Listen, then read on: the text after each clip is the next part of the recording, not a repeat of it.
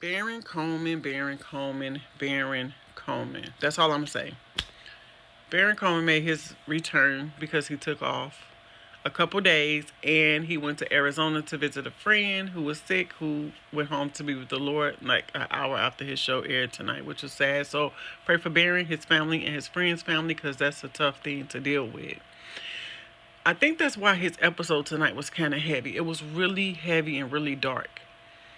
Tonight he talked about how Candace made her revelation on Friday that she spoke with Tucker while when she was in Maine, and Tucker was saying, "Hey, Charlie and Erica was just here. We just had dinner," and Erica was just hammering and just tearing, ripping a new one to our greatest ally, and she was just so anti our greatest ally at dinner with Tucker. And Baron Coleman was saying, like, what? Like, if that's the case, if that is true, Erica got questions to answer, big questions, because that makes things way worse and way darker. I'm gonna let Baron Coleman explain that to y'all, and then we're gonna come back because this is her. This is so diabolical, man. It just pisses me off so bad. I literally bawled my eyes out watching this whole entire episode because it's just the thought of it hurts and cuts you to your core. But listen to Baron Coleman. If that's what Charlie was thinking behind the scenes, and 3 weeks before that tweet, Charlie's at a dinner with Erica and she's pushing him in that direction, that's a dark option D. That's a very dark option D. Now we have grieving innocent widow off the table. We have to start asking hard questions to Erica. Every press person in America right now should have a question into Turning Point USA.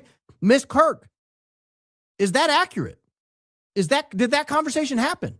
Now, don't troll the trolls, Andrew and Blake. This is not the time to troll the trolls. This is the time for a direct answer. Yes, she did say it. No, she didn't say it. And I think until we get that question resolved,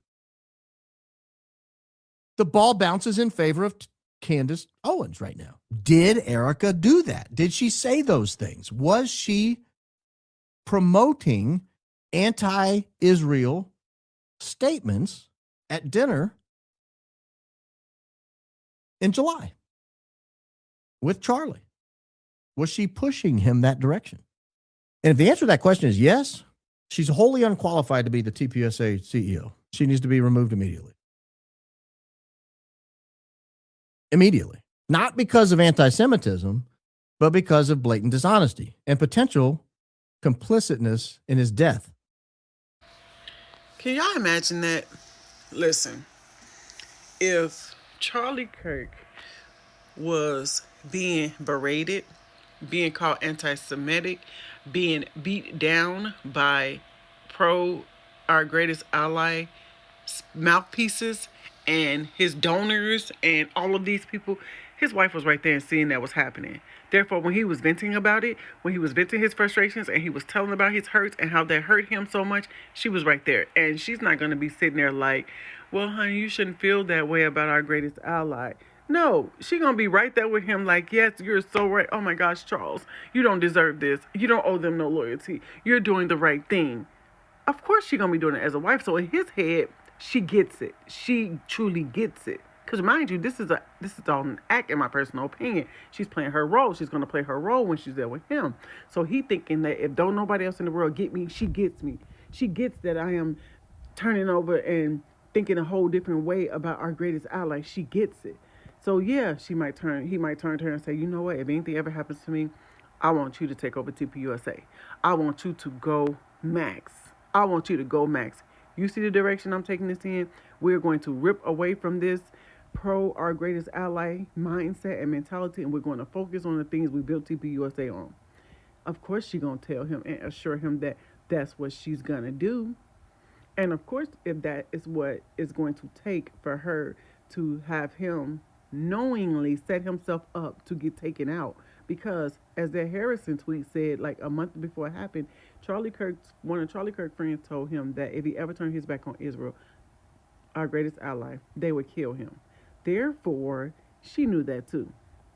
So if you want to accelerate the process, what you gonna do? You're gonna hype him up and make sure he is all heels away from our greatest ally. He is turning his back and all of that because that's going to accelerate the pace of them doing what they did to him and of her taking over TPUSA.